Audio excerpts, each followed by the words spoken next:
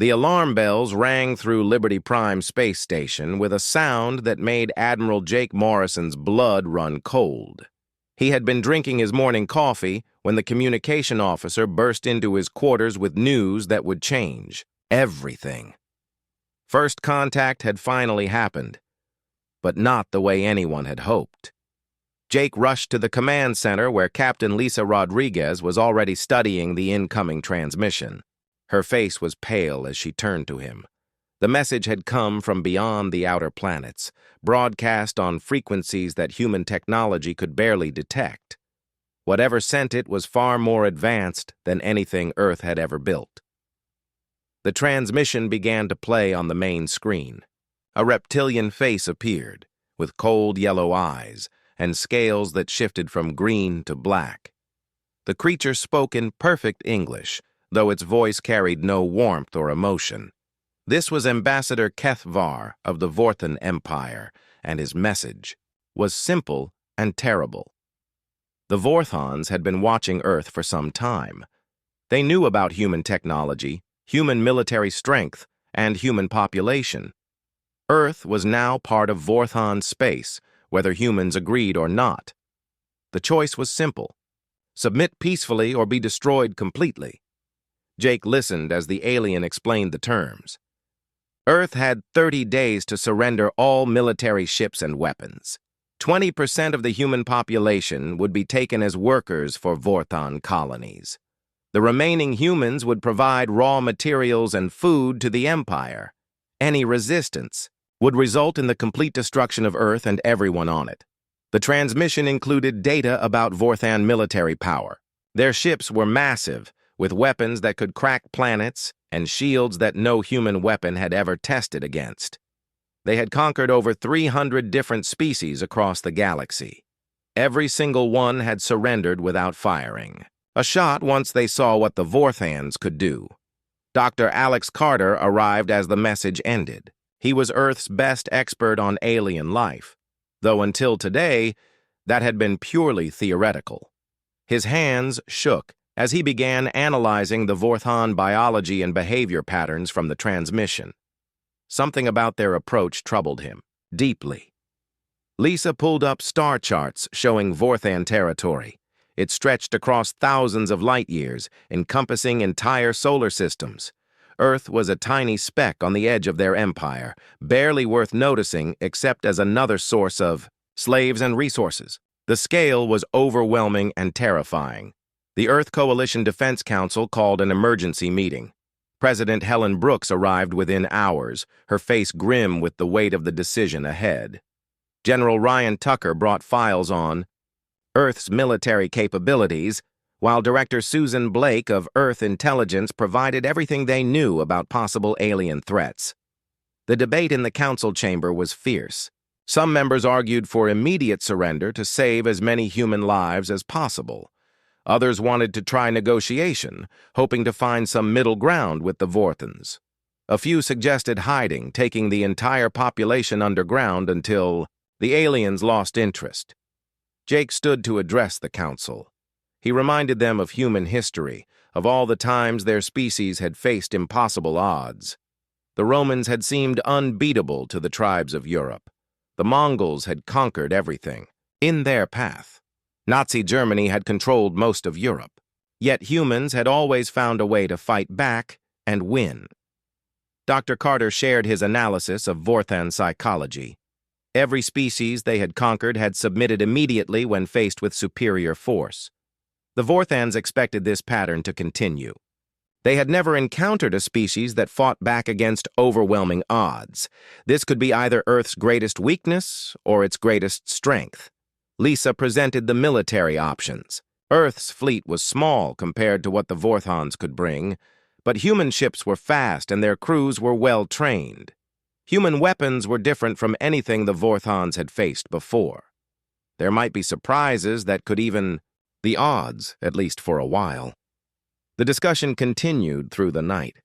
President Brooks listened to every argument, every plan, every desperate hope. The weight of humanity's future rested on her shoulders. She could choose the safe path of surrender and watch her species become slaves, Or she could choose the dangerous path of resistance and risk total extinction. As dawn broke over Earth, the decision was made. President Brooks stood before the council with steel in her voice. Humanity would not bow to the Vorthan Empire. They would not surrender their freedom or their children. If the Vorthans wanted Earth, they would have to take it by force. Jake was given command of the response. Instead of sending a message of surrender, Earth would send its own diplomatic envoys to the coordinates the Vorthans had provided. These envoys would carry humanity's answer written in metal and fire. The message went out to every military base on Earth and beyond. All ships were to report for immediate duty. All crews were to prepare for deployment.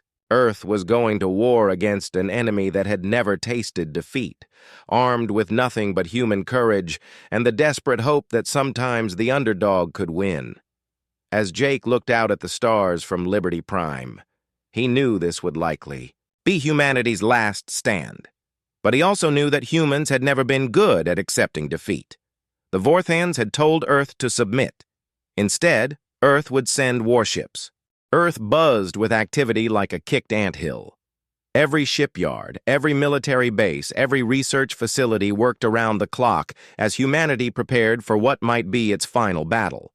Admiral Jake Morrison coordinated the massive effort. From Liberty Prime, knowing that they had less than 3 weeks before the human fleet would need to depart for the rendezvous point, Captain Steve Parker arrived at Luna Shipyard aboard his battleship USS Defiance. The massive vessel was the pride of Earth's fleet, bristling with weapons and armor that represented humanity's best military technology.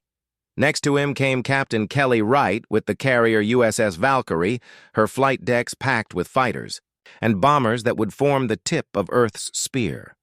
The Luna shipyards had become a maze of sparks and shouting voices.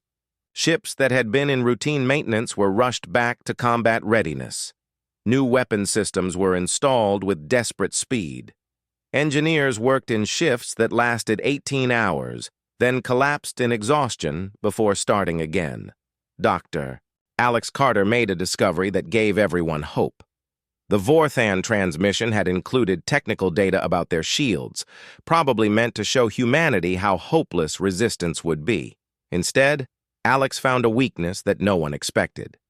The alien shields operated on a frequency that could be disrupted by quantum torpedoes, weapons that humans had developed for asteroid mining.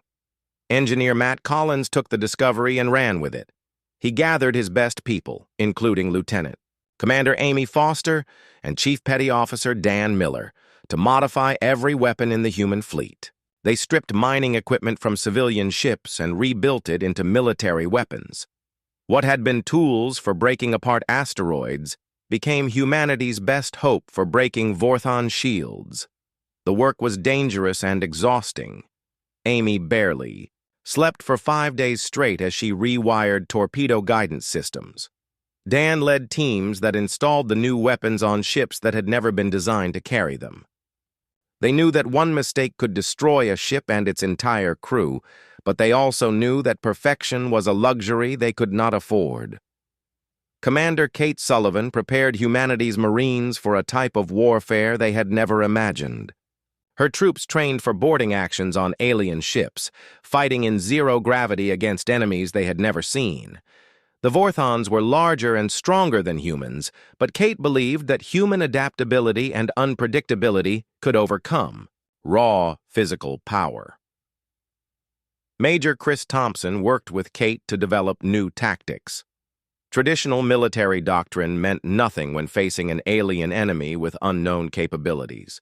They studied every scrap of information about Vorthan ship designs. Looking for weak points and entry routes, the Marines practiced with weapons that could function in the vacuum of space and armor that could protect them from alien atmosphere. Back on Earth, civilian populations prepared for the worst. Dr. Nina Carter, Alex's wife and a brilliant scientist, in her own right, led efforts to preserve human knowledge and culture. Hidden data vaults were built deep underground, containing everything from classical music to advanced physics. If humanity lost the coming battle, at least some record of their civilization might survive. The emotional weight of the situation pressed down on everyone. Jake visited his daughter, Emma Morrison, a young officer aboard the USS Defiance, knowing this might be the last time he would see her alive. They talked about her childhood, about the dreams she had for the future, about everything except the fact that she might die in the coming battle. Captain Lisa Rodriguez spent precious hours with her husband Paul, also an engineer working on the fleet modifications. They had been married for 15 years and had planned to retire to a quiet farm somewhere on Earth.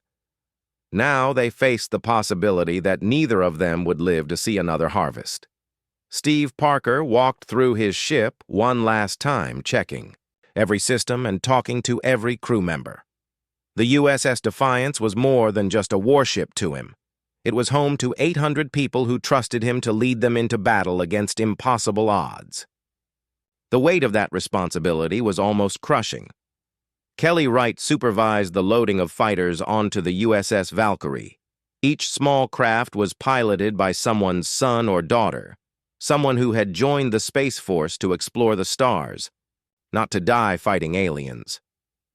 She watched them prepare their ships with the skill and dedication that made her proud to be human. The final preparations took on an almost religious quality. Mechanics blessed the ships they had worked on. Pilots said goodbye to families they might never see again. Officers wrote letters to be delivered if they did not return. Everyone understood that this was not just another military mission, but possibly humanity's last stand. As the deadline approached, the assembled fleet gathered at the rendezvous point beyond Mars. 47 ships of various sizes and capabilities, carrying the hopes and prayers of an entire species. They were outnumbered by an enemy that had never known defeat, armed with hastily modified weapons against technology they barely understood. Jake stood on the bridge of his flagship, looking out at the ships under his command. Each one represented thousands of hours of desperate work and the lives of people who had chosen to stand and fight rather than surrender. The fleet was small and probably doomed, but it was also something the Vortons had never encountered before. The order went out across all ships. Earth's response to the Vorthon ultimatum was ready. Instead of words of submission, humanity would deliver its answer with quantum torpedoes and the courage of people who refused to bow to any master. The human fleet turned toward the coordinates the Vorthans had provided and began the journey that would determine the fate of their entire species. War was coming, and humanity was as ready as they could be. The human fleet dropped out of faster-than-light travel at the coordinates the Vorthons had provided.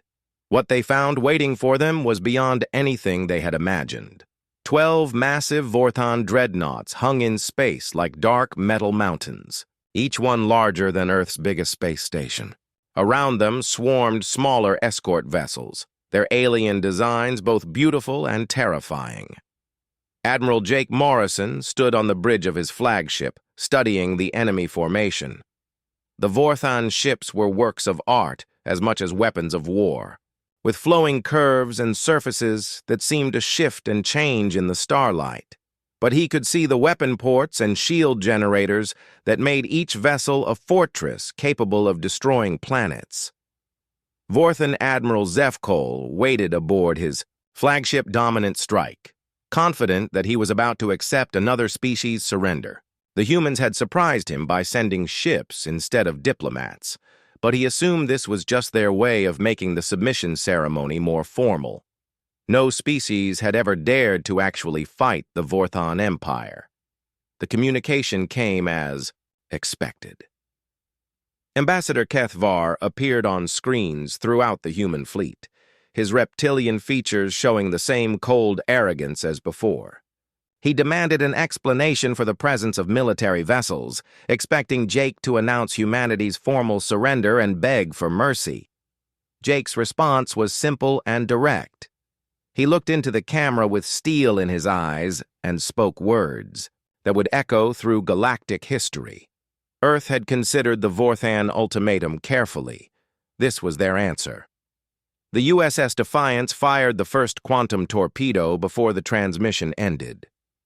The torpedo struck the Dominant Strike's shields, and something impossible happened.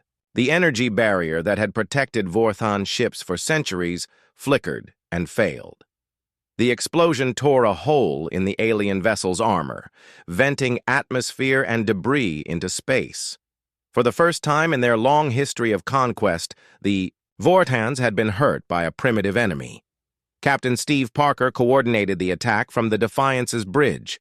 His tactical officer, Lieutenant Ben Hayes, called out target solutions as human ships opened fire across the battle line. Quantum torpedoes streaked through space, each one carrying the hopes of an entire species and the desperate energy of people fighting for their freedom. The Vorthan response was swift and devastating. Plasma cannons that could melt asteroids opened fire on the human fleet. The battleship USS Lincoln took a direct hit that punched through its armor like paper. Captain Sam Turner managed to keep his ship fighting even as sections of it burned and crew members died at their posts.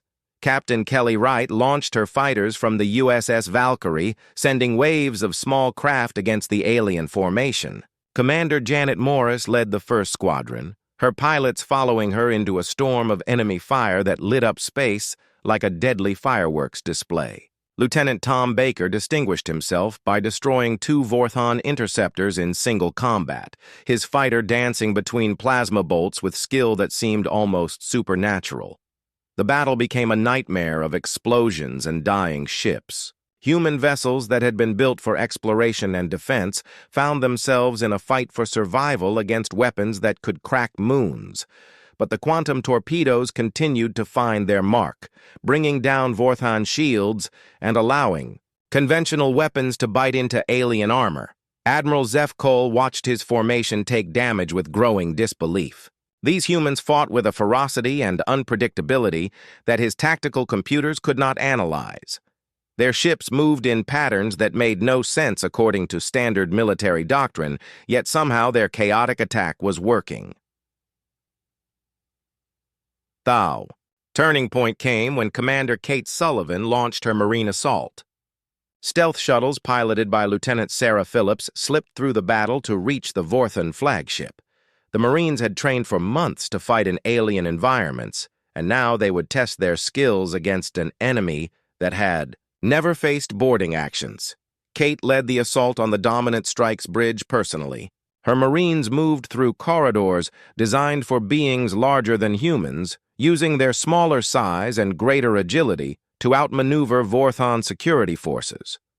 The aliens were stronger, but humans were faster and more adaptable. Major Chris Thompson flanked the main assault with his own team, fighting through engineering sections to disable the ship's weapons.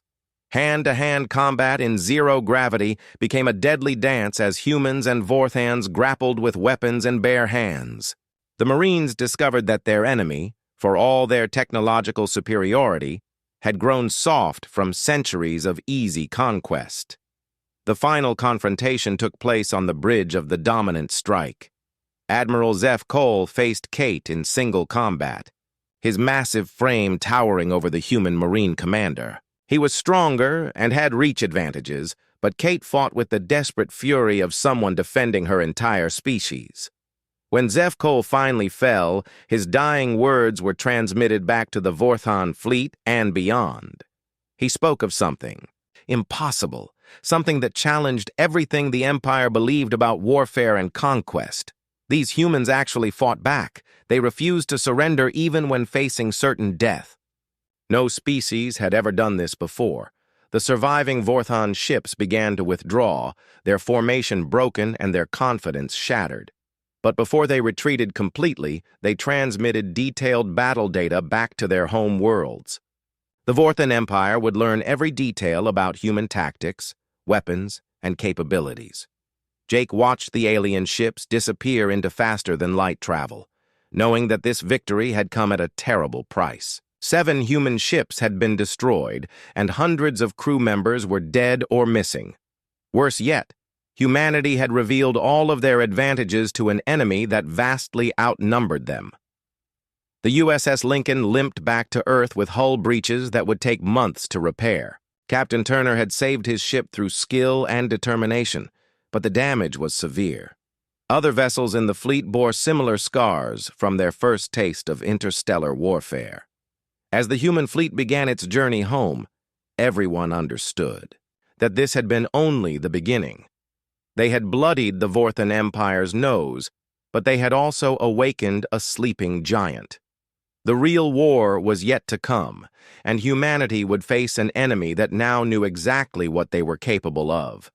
The first battle was won, but the war was far from over. The news of Admiral Zefkol's defeat reached the Vorthan homeworld like a shockwave that shook the foundations of their empire.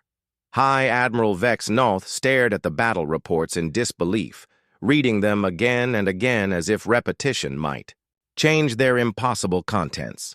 No species had ever defeated Vorthan forces in open combat.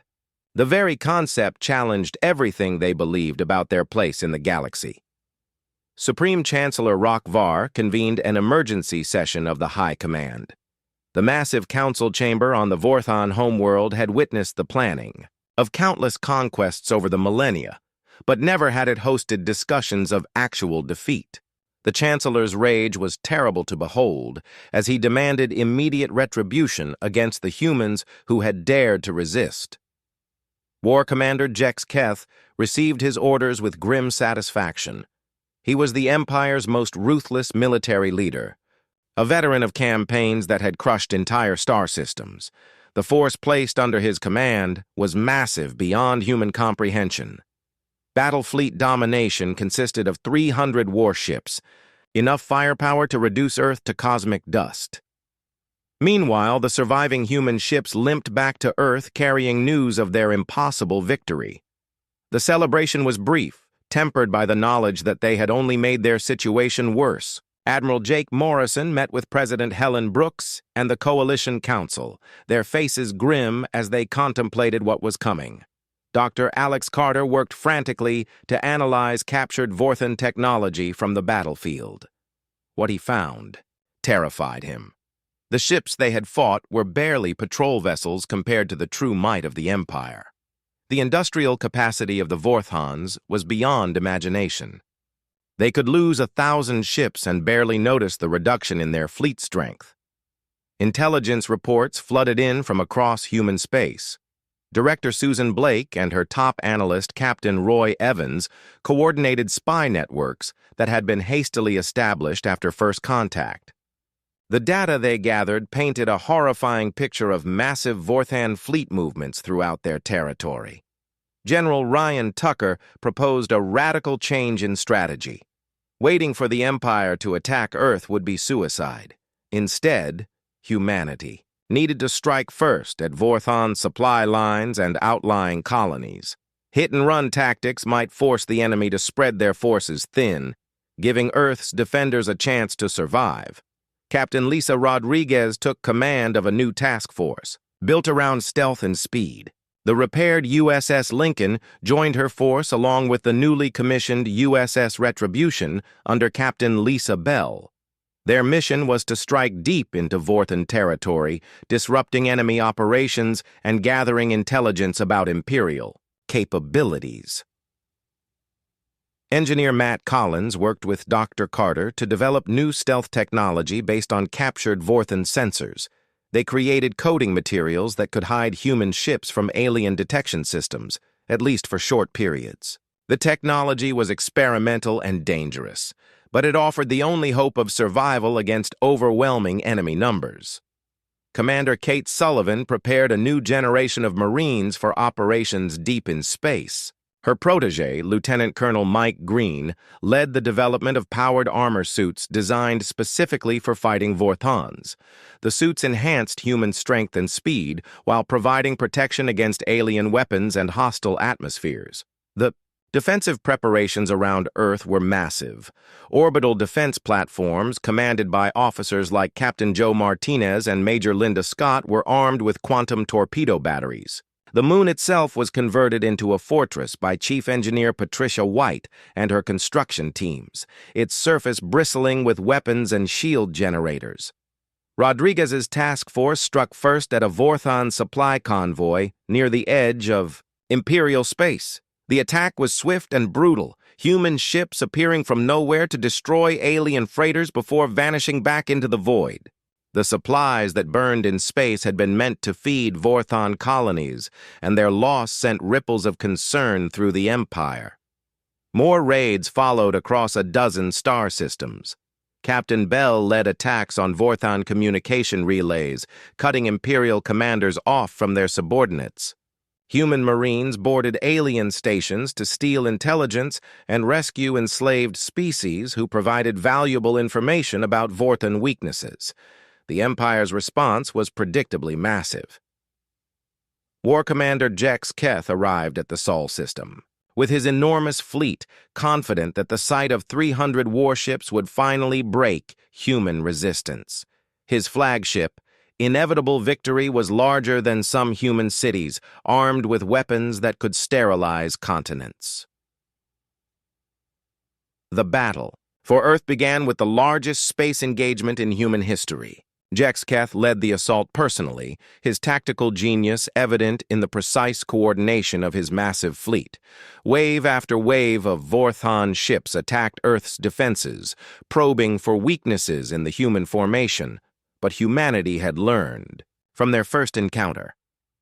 The orbital platforms were positioned to create overlapping fields of fire that channeled enemy ships into killing zones. Admiral Tucker, now promoted to overall command of Earth's defenses, coordinated a defense that combined everything humans had learned about fighting Vorthans.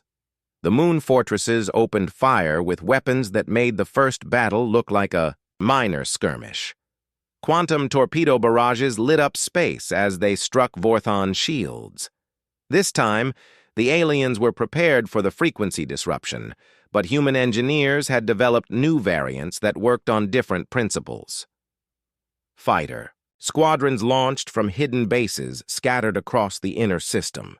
Pilots who had survived the first battle led newer recruits in desperate attacks against ships that dwarfed their tiny craft. Lieutenant Tom Baker had become a legend among human pilots, his tactics copied by fighter wings throughout the fleet. Tucky. Siege stretched on for weeks. Jex Keth threw his ships against Earth's defenses in a grinding battle of attrition that he was confident of winning. The humans could not possibly have enough ammunition or personnel to maintain their resistance forever. Eventually, they would break under the sheer weight of Imperial firepower. But the war commander had not counted on human adaptability. As the battle raged, Earth's defenders adapted their tactics to counter every Vorthon strategy. New weapons appeared on human ships seemingly overnight. Damaged vessels were repaired with modifications that made them more effective than before.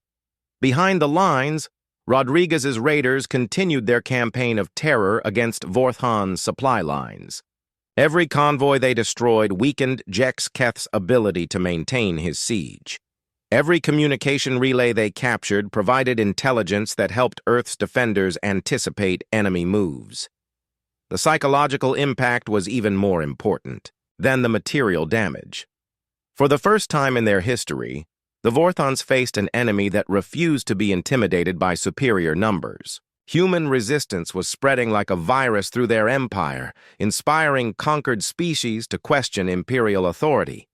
As the siege of Earth entered its third month, both sides were exhausted and bloodied. The Vorthon fleet had lost nearly a third of its ships to human defenses and raider attacks. Earth's military was pushed to the breaking point, surviving on determination and the refusal to surrender. The stage was set for a final confrontation that would determine not just the fate of Earth, but the future of the galaxy itself. The siege of Earth had lasted 3 months when Admiral Jake Morrison made the decision that would change galactic history forever. Watching the endless waves of Vorthon ships assault his homeworld, he realized that defensive warfare would only delay the inevitable. Earth needed to strike at the heart of the Empire itself, or humanity would eventually be ground down by sheer numbers. Dr. Nina Carter made the breakthrough that enabled the final gambit. Working with teams of xenobiologists, she discovered a critical weakness in Vorthon group psychology.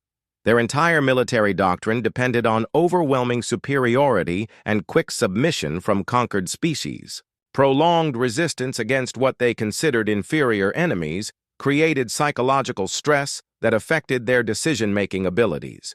The evidence was already visible in War Commander Jex Keth's increasingly erratic tactics. His initial, precise coordination had given way to frustrated hammer blows that wasted ships and resources. Other Vorthan commanders throughout their empire were showing similar signs of psychological breakdown as human raiders continued their campaign of terror.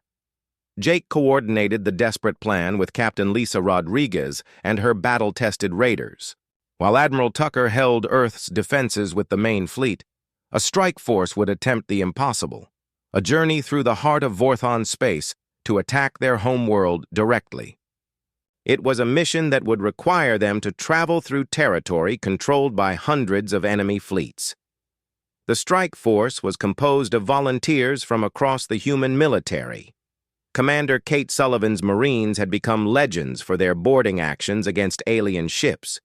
Captain Kelly Wright's fighter pilots, led by the ace Lieutenant Tom Baker, had proven that human adaptability could overcome technological disadvantage. Dr. Alex Carter himself joined the mission, his understanding of Vorthan psychology now crucial to their success. Engineer Matt Collins commanded the technical teams aboard the modified stealth carrier USS Phantom, skippered by Captain Nancy Davis. The ship had been rebuilt from the ground up using captured Vorthan technology, its hull coated with stealth materials that could hide it from enemy sensors for limited periods. It was humanity's most advanced vessel, and their best hope for reaching the Vorthan homeworld. The journey began in secrecy, the strike force slipping away from Earth during one of Jex Keth's major assaults. They traveled through hyperspace routes that had been mapped by Rodriguez's raiders, avoiding major Imperial patrol areas and supply lines. Every jump brought them deeper into enemy territory and closer to the heart of an empire that had ruled the galaxy for millennia. What they found during their journey shocked even the most pessimistic estimates of Vortan power. Entire star systems had been converted into industrial complexes that churned out warships and weapons. Massive slave populations from hundreds of conquered species labored under Vorthan overseers to feed the Empire's endless hunger for resources. But Jake also saw something else that gave him hope. Signs of rebellion were appearing on conquered worlds where news of human resistance had spread. Species that had submitted to Vorthan rule centuries ago were beginning to question why they served masters who could be defeated by primitive newcomers, like humanity. The Phantom's stealth systems were tested to their limits as they navigated through the most heavily defended regions of Imperial space. Captain Davis pushed her ship to the edge of its capabilities, using every trick of navigation and concealment to avoid the massive patrol fleets that could have destroyed them with ease. They reached the Vorthan homeworld to find it defended by fleets that made the siege force at Earth look small. Thousands of ships orbited the alien capital, their combined firepower capable of reducing entire planets to atoms. But the defenses were designed to stop massive invasion fleets, not a single stealth ship carrying a desperate boarding party. Supreme Chancellor Rokvar commanded the defense personally from his fortress on the planet's surface. He was confident that his overwhelming numerical advantage would finally crush the human infestation. The thought that primitive aliens might actually reach his homeworld was so absurd that his defenses were not prepared for it. The climactic assault began with Captain Wright's fighters launching from the Phantom to attack the planetary shield generators. Tom Baker led the desperate run through defensive fire that could have powered small stars, his squadron dancing between plasma bolts and missile swarms with skill that bordered on the supernatural. Commander Sullivan's Marines followed in boarding. Pods, their target the surface installations that controlled the planet's defenses. The assault was unlike anything in military history. Humans fighting aliens in the heart of their own empire with nothing but courage and the refusal to surrender. The battle on the surface was brutal beyond description. Vorthan guards fought, with the desperation of defenders protecting their most sacred sites. But human Marines had evolved beyond their enemy's understanding, adapting to each challenge with innovations that turned alien advantages into weaknesses. Dr. Carter's presence proved crucial as they fought through the Chancellor's fortress. His understanding of Vorthon psychology allowed the strike team to predict enemy responses and exploit the growing panic among Imperial forces. The sight of humans fighting in the heart of their empire was breaking the mental conditioning that had kept the Vorthons confident for centuries. The final confrontation took place in the Chancellor's throne room, where Rokvar made his last stand surrounded by his elite guards. He could not understand how primitive humans had penetrated the most secure location in the galaxy. The psychological impact was devastating to someone who had never conceived of failure. When Jake stood over the defeated Supreme Chancellor, he delivered humanity's final message to the Vorthan Empire. Earth had been told to submit, but humans had chosen to fight. Now every species in the galaxy knew that resistance was possible. The Vorthon Empire would die not from human weapons, but from the example humanity had set. The strike force's success triggered rebellions across hundreds of worlds. Species that had served the Empire for centuries rose up against their masters, inspired by the knowledge that even the mighty Vorthons could be defeated by those willing to fight for freedom. The galaxy-wide uprising made it impossible for Imperial forces to focus on Earth. Admiral Tucker's defenses held until relief arrived in the form of allied fleets from newly liberated worlds. War Commander Jex Keth found himself facing not just human ships, but vessels crewed by dozens of species that had learned the value of freedom from humanity's example. The war ended not with humanity's conquest of the Vorthons, but with the transformation of the galaxy itself. The empire that had ruled through fear and overwhelming force crumbled when faced with enemies who simply refused to be intimidated. Species after species declared independence, forming new alliances based on mutual cooperation rather than conquest. 5 years later, Earth had become the capital of a growing coalition of free worlds. Jake stood on the observation deck of New Liberty Station, watching ships from dozens of species arrive for another council meeting. Humanity had not conquered the galaxy, but they had taught it the most important lesson in history: that freedom was worth fighting for, no matter the odds.